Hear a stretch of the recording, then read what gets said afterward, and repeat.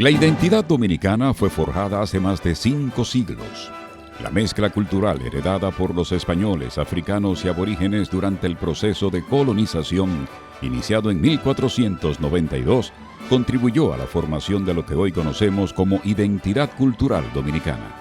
La identidad dominicana surgió en el momento en que los hijos de españoles y africanos empezaron a considerar su lugar de origen distinto al de sus progenitores y un sentimiento de pertenencia a la isla, de acuerdo a la historiadora Reina Rosario, en su libro Raíces de la Identidad Dominicana, 2018. Los españoles dominaron a los aborígenes y africanos e impusieron su cultura y religión, lo que condujo al proceso de mestizaje. Los españoles no vinieron aquí a jugar pelota ni a bailar, vinieron a buscar oro, a buscar riqueza. Ahí fue que nació este color que tenemos nosotros, que se llama el color dominicano. Ese color es el color dominicano.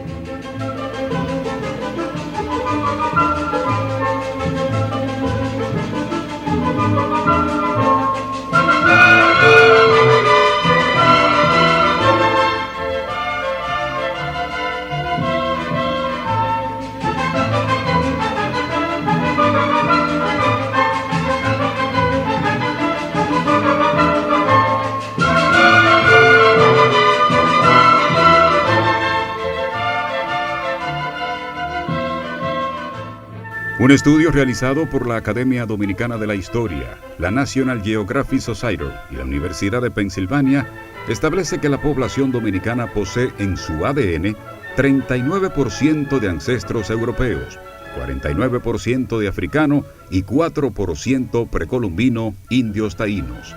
Estos datos confirman la complicada ascendencia genética de la población dominicana e implica que el mestizo predomina entre los dominicanos. A la hora de hablar de la dominicanidad, estamos tratando de decir qué factores, qué variables, qué características, qué rasgos, qué patrones de comportamiento, qué valores son característicos, no exclusivos quizás, pero característicos del ser dominicano. La investigadora Reina Rosario planteó que a lo largo de la historia se pueden observar distintas manifestaciones de identidad del pueblo dominicano, como son el cimarronaje desde mediados de 1500 y la fundación de palenques y manieles hasta mediados del siglo XVII.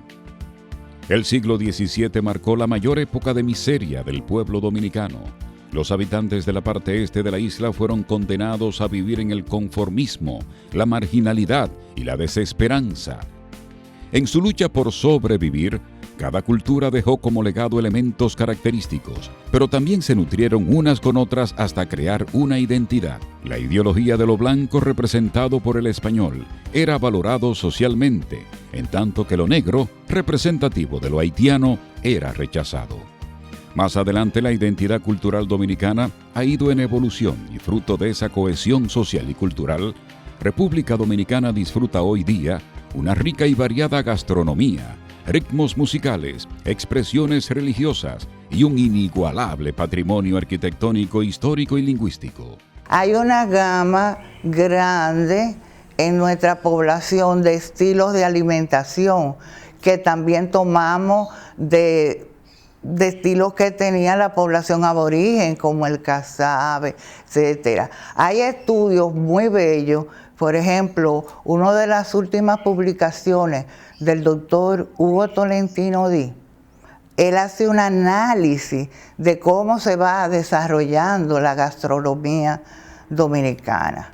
Esa identidad multicultural que goza el pueblo dominicano es considerada una de las más ricas de toda América. De allí nacieron platos típicos como el sancocho, la bandera dominicana que se compone de arroz blanco, habichuelas y carne, los tostones, el mangú, el chenchen y otras delicias heredadas de los antepasados africanos. La arquitectura dominicana es una viva huella del legado de los españoles. Calles adoquinadas, casas, hospitales, plazas, iglesias, fortalezas e ingenios fueron obra de los españoles. La música dominicana también recibió influencias de España con la introducción del uso de la guitarra y el acordeón. La religión católica, la celebración de fiestas patronales y una nueva lengua, el castellano. De la cultura taína se recuerdan manifestaciones artísticas como el baile areíto, la adoración de diferentes dioses y el uso de los recursos obtenidos de la naturaleza.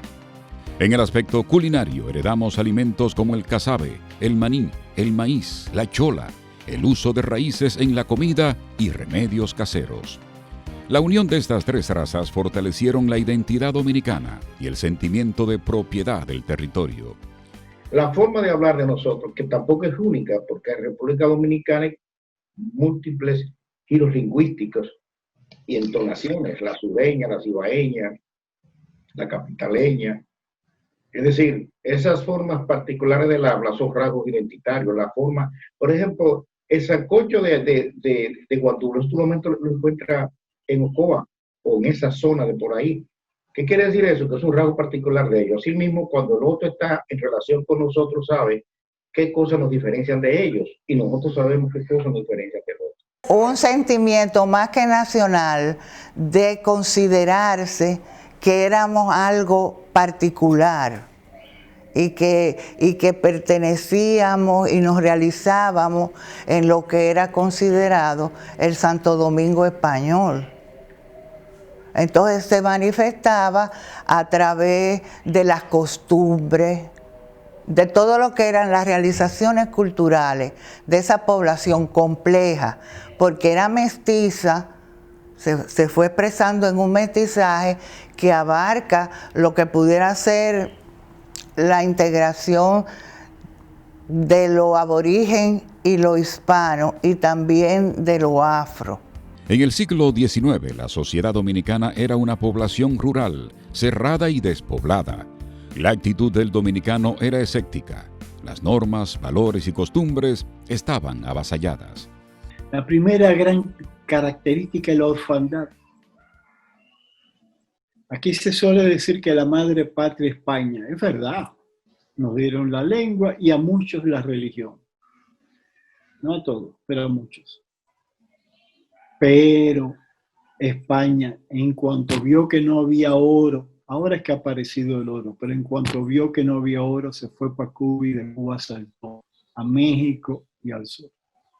Y este pedazo de isla, la antigua Atenas, la nueva Grecia la Grecia del Nuevo Mundo, como la llamó Pedro Enrique Ureña, rápidamente quedó en la orfandad. Esa es otra característica del dominicano.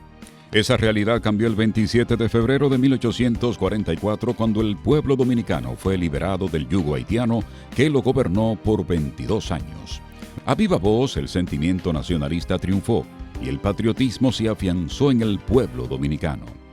En ese tenor surgió el término dominicanidad. Los estudiosos plantean que antes de la identidad tiene que producirse el criollismo.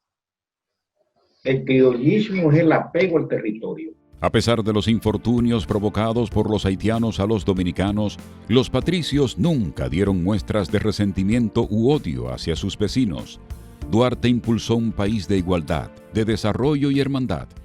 Juan Pablo Duarte era de padre español, pero para que Juan Pablo Duarte sintiera la necesidad de crear una república separada de Haití y que no se le diera a España, era porque él tenía un sentimiento criollo. Con la conformación del Estado Dominicano en 1844 surgió el nacionalismo, que se fundamenta en dos principios básicos: el principio de la soberanía nacional y el principio de la nacionalidad.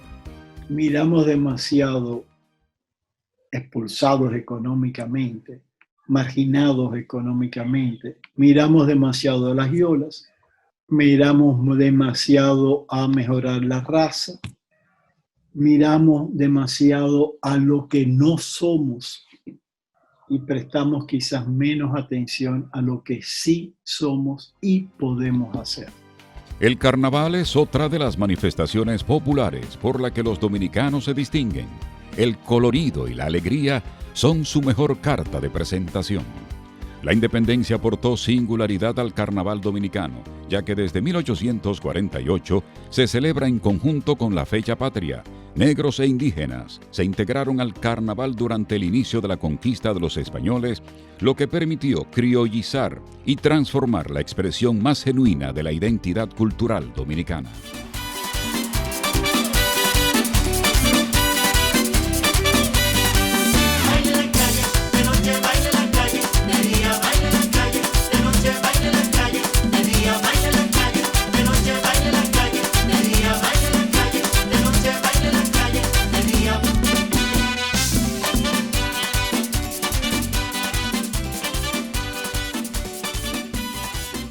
La identidad dominicana también se manifestó en el aspecto cultural. En el siglo XIX las fiestas de Perico Ripiao se hacían en los patios y en ramadas como símbolo de la ruralidad.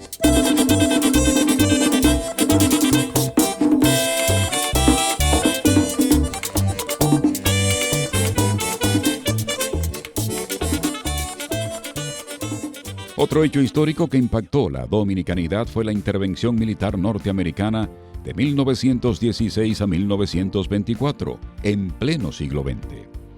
Este momento clave de la historia dominicana puso en acción movimientos armados de resistencia, como el de la Línea Noroeste, dirigido por el general Máximo Cabral, la defensa de la identidad nacional, la exaltación del sentimiento nacionalista y antiimperialista.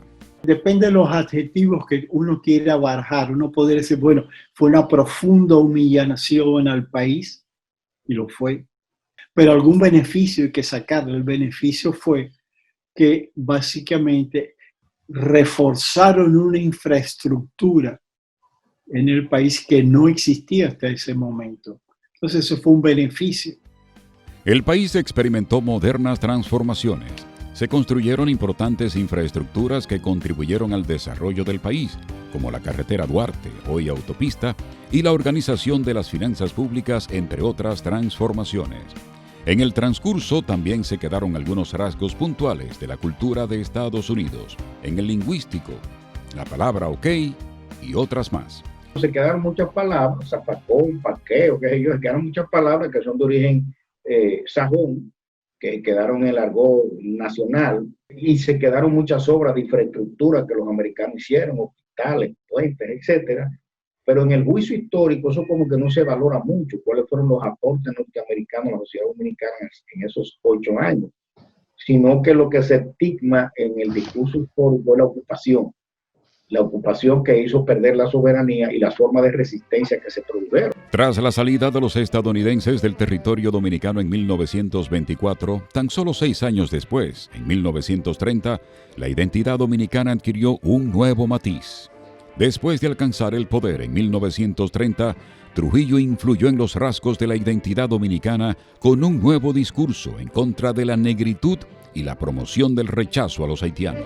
Para el pueblo ha sido grato el grandioso notición, la del nuevo candidato que proclama la nación, que gobierne el general. Es la voz de mi Quisqueya, realizando su ideal, bajo luz de las estrellas. Y la hispanidad era resaltar una parte de los valores identitarios nuestros, pero estar bien con el imperio y con la tradición histórica convencional, siendo nosotros un país de mulatos y negros, y en menor medida también de blancos. Entonces, esas 4 ejes se difundían a través de todos los discursos estatales, de todo el ejercicio de las instituciones públicas y de los discursos de Estado, las prácticas políticas de Estado y, por supuesto, el sistema educativo. Con el ajusticiamiento del jefe, la sociedad dominicana comenzó a despertar del letargo de 31 años de abominaciones. La gente comenzó a entender la verdadera cara de Trujillo. Había que rendirle pleitesía. Algunos por amor, otros por agradecimiento, me hizo una casita o lo que fuere. Y otros porque la bota de Trujillo se hacía sentir. 4 años después, en 1965, la identidad nacional enfrentaría otros retos: el restablecimiento del orden democrático.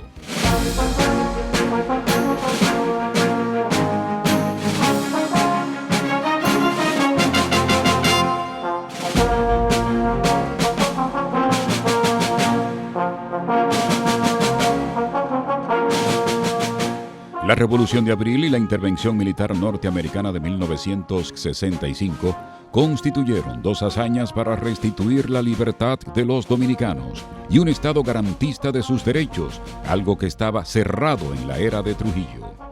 Los combatientes constitucionalistas bajo las órdenes del coronel Francisco Alberto Caamaño Deñó y otros oficiales constitucionalistas no cedieron ante las pretensiones de los norteamericanos y lucharon por 130 días frente a más de 42.000 marines estadounidenses.